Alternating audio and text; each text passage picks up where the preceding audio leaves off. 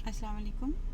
आज की मेरी वीडियो उन पेशेंट्स की इंफॉर्मेशन के लिए है जो जिनको एपिलेप्सी यानी कि मिर्गी है और वो या तो प्रेग्नेंट होना चाह रही हैं या वो प्रेग्नेंट हो चुकी हैं। सबसे पहले तो मैं ये कहना चाहूँगी कि अगर आप क्योंकि आपके पास अपना डायग्नोसिस मौजूद है और एपिलेप्सी की बहुत सारी टाइप्स होती हैं, इसकी बहुत सी मेडिसिन्स होती हैं।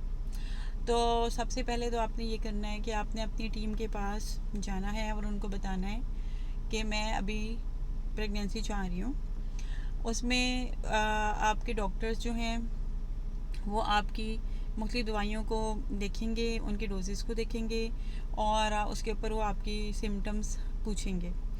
और अगर आपकी बीमारी बिल्कुल कंट्रोल के अंदर है तो ज़्यादातर केसेस में प्रेगनेंसी आपके लिए और आपके बच्चे के लिए सेफ़ होती है।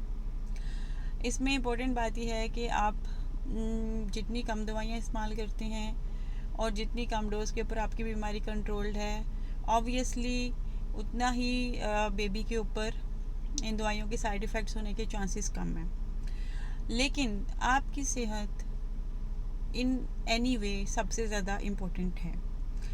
इसमें मेन चीज़ ये है कि आपको कंट्रोल्ड कंडीशन में होना चाहिए और अगर आपकी बीमारी बिल्कुल कंट्रोल में होगी, चाहे वो जिस भी डोज या जिस भी मेडिसिन के ऊपर है, तो आपकी प्रेगनेंसी उतनी ही खैरियत से गुजरेगी।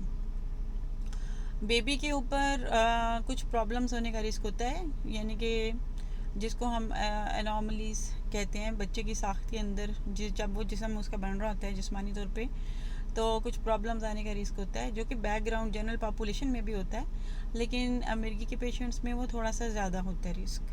और उसमें उनकी रीढ़ की हड्डी के अंदर एक कंडीशन हो सकती है जिसको स्पाइना बाइफिडा कहते हैं। फेस के ऊपर क्लेफ्ट फेशियल क्लेफ्ट्स हो सकते हैं और बच्चे के हार्ट के अंदर एबनॉर्मेलिटीज़ आ सकती हैं। इसके अलावा एक दवाई होती है जिसको सोडियम वैल्पोरेट कहते हैं, उसकी वजह से बेबी के अंदर डेवलपमेंटल डिलेज़ आ सकते हैं, जो कि सिर्फ बेबी के जैसे जैसे बच्चा बड़ा होता है तभी उसका पता चलता है। लेकिन इसमें इम्पोर्टेंट बात यह है कि आपने अपनी दवाइयों को बिल्कुल नहीं छोड़ना। आपने डॉक्टर के मशवरे और हदायत के बगैर अपनी दवाई को ख़ुद से तब्दील नहीं करना। और इस सिलसिले में आपने जैसे ही आप प्रेग्नेंट होने की ख्वाहिश रखती हैं, आपने प्रेगनेंसी से 3 महीने पहले ही आपको गायनोकोलॉजिस्ट फोलिक एसिड एडवाइस करेगी और वो फोलिक एसिड आम जनरल पॉपुलेशन की निस्बत थोड़ी सी हाई डोज में होती है, यानी कि 5 मिलीग्राम की डोज़ में हम देते हैं प्रेगनेंसी से 3 महीने पहले, और प्रेगनेंसी के 3 महीने बाद तक आपने उसको कंटिन्यू रखना होता है। और वो फोलिक एसिड आपके बच्चे के अंदर होने वाली जिस्मानी प्रॉब्लम्स को सॉल्व करने में, मतलब रोकने में हेल्पफुल साबित हो सकती है। फिर आपने नेक्स्ट ये करना है कि जब आप एक दफ़ा प्रेग्नेंट हो जाती हैं तो आपने किसी ऐसे हॉस्पिटल में, ऐसे सेटअप में ख़ुद को रजिस्टर करवाना है जहाँ पे स्पेशलिस्ट डॉक्टर्स की एक पूरी टीम मौजूद हो, ताकि आपकी और आपके बच्चे की प्रॉपर देखभाल की जा सके। आपने थ्रू आउट द प्रेगनेंसी अपनी स्लीप का, अपने रेस्ट का खास ख्याल रखना है। स्ट्रेस, टेंशन, एंग्जाइटी से परहेज़ करना है। कोई भी ऐसी कंडीशन, कोई भी ऐसी परेशानी या कोई भी ऐसी चीज़ जिसकी वजह से आपके दौरे झटके के बढ़ने का अंदेशा हो, आपने उस चीज़ को, उस कंडीशन को अवॉइड करने की कोशिश करनी है। आपने थ्रू आउट अपनी दवाइयों को जारी रखना है, जो भी डॉक्टर के मशवरे के साथ चल रही है, जिस डोज में भी चल रही है, आपने उसको बिल्कुल नहीं छोड़ना। प्रेगनेंसी में मिर्गी के ज़्यादा होने का चांस होता है, लेकिन उस चांस को सिर्फ हम दवाइयों की मदद से ही कम करते हैं, कंट्रोल करते हैं। और आपने किसी भी सूरत अपनी दवाई को नहीं छोड़ना। आपको जो दवाई आपकी डॉक्टर ने दी है, आप उसको कंटिन्यू रखें।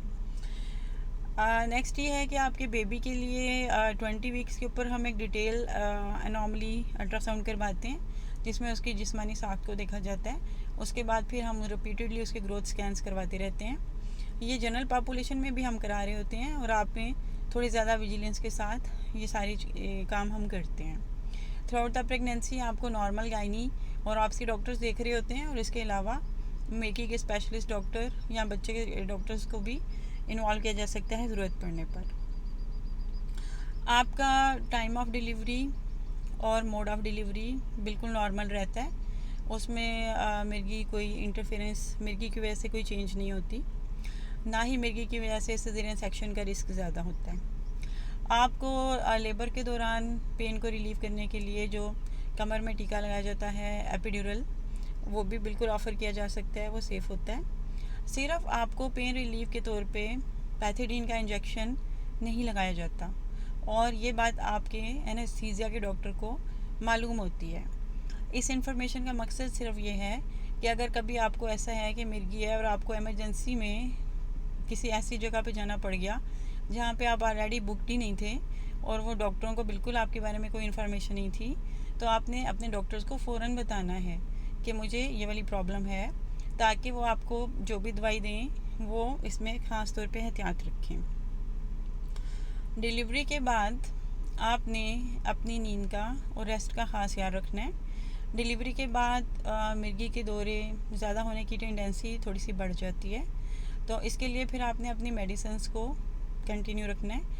आपकी डिलीवरी के बाद की मेडिसिन्स की डोज़ और टाइप को अगेन आपका डॉक्टर ही एडजस्ट करेगा, और आपका डॉक्टर आपकी जैसे भी दवाई एडजस्ट करे आपने उस प्लान के साथ स्टिक करना है। डिलीवरी के बाद आपके बेबी को विटामिन के का इंजेक्शन दिया जाएगा। ये इंजेक्शन रूटीन में हर बच्चे को लगाया जाता है, लेकिन बाज़ मिर्गी की ऐसी दवाइयाँ होती हैं जो विटामिन के की डेफिशिएंसी मज़ीद ज़्यादा बढ़ा देती हैं बच्चे के जिस्म में, तो ये इंजेक्शन आपके बेबी के लिए ज़रूरी है। अगर आप कोई मेडिसिन इस्तेमाल कर रही हैं मिर्गी की, तो उसके साथ आप अपने बच्चे को ब्रेस्ट फीडिंग करवा सकती हैं, क्योंकि वो बेसिकली ज़्यादातर दवाइयाँ ऐसी हैं जो ब्रेस्ट मिल्क में जा रही हैं, लेकिन उनकी डोज़ बहुत कम होती है और बच्चे को दूध पिलाने का जो फ़ायदा है वो ज़्यादा है, और इसलिए ब्रेस्ट फीडिंग जो है ये रिकमेंडेड है। आप इसको कंटिन्यू कर सकती हैं सेफली। आपने डिलीवरी के बाद एक चीज़ की सिर्फ केयर करनी है कि अगर आप घर में अकेली हैं तो बाथ टब में आपने नहाने की बजाय शॉवर्स को प्रेफर करना है।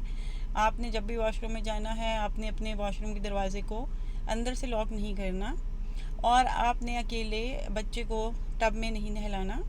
कोशिश करें कि आपके पास कोई हेल्पर मौजूद हो। बच्चे के कपड़े वगैरह चेंज करते हुए आपने बच्चे को ज़मीन पे किसी कपड़े वगैरह पे, कारपेट वगैरह पे लिटा के फिर उसके कपड़े चेंज करने हैं।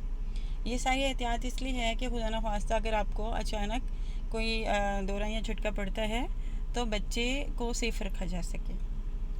आप मनसूबाबंदी के लिए दवाइयाँ इस्तेमाल कर सकती हैं, और इसके लिए या मुख्तलिफ़ तरीके होते हैं मनसूबाबंदी के, और उसके लिए आपकी डॉक्टर जो है वो आपको गाइडेंस फराहम करेगी। उम्मीद है कि आपको मेरी इन्फॉर्मेशन यूज़फुल महसूस हुई होगी। Thank you very much.